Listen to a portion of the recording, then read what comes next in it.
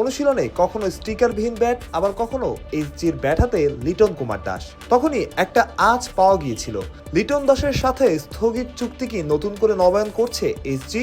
পাকিস্তানের বিপক্ষে প্রথম ওয়ানডেতে লিটন আবার নামলেন সেই এইচজি হাতেই। রাত হতেই এলো ঘোষণা, বাংলাদেশের টি-20 ক্যাপ্টেন আর 3 ফরম্যাটেই দেশের প্রতিনিধিত্ব করা এই ব্যাটারের সাথে চুক্তি নবায়ন করেছে এইচজি। পরবর্তী ঘোষণার আগ পর্যন্ত চলমান থাকবে এই চুক্তি। নির্দিষ্ট এই চুক্তি নিয়ে এত কথার পেছনেও কারণ আছে, কারণ চুক্তিটা স্থগিত হয়েছিল ভিন্ন কারণে। মূলত মুস্তাফিজুর রহমানকে আইপিএল থেকে সরিয়ে দেওয়ার পর বাংলাদেশ ভারত ক্রিকেটীয় সম্পর্কে টানাপোড়েন শুরু হয়।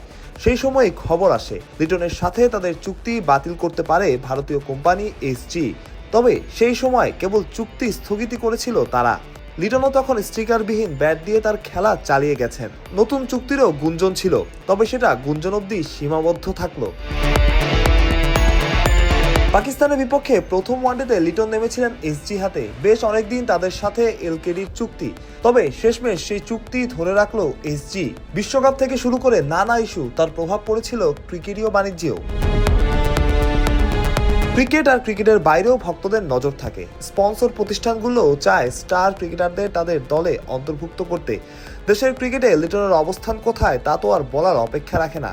টি-20 টেস্টের অটো চয়েস ওয়ানডেতেও সুযোগ পেয়েছেন নতুন করে। সামনের বছরই বিশ্বকাপ, লিটনকে হাতছাড়া করতে আর কেই বা চাইবে?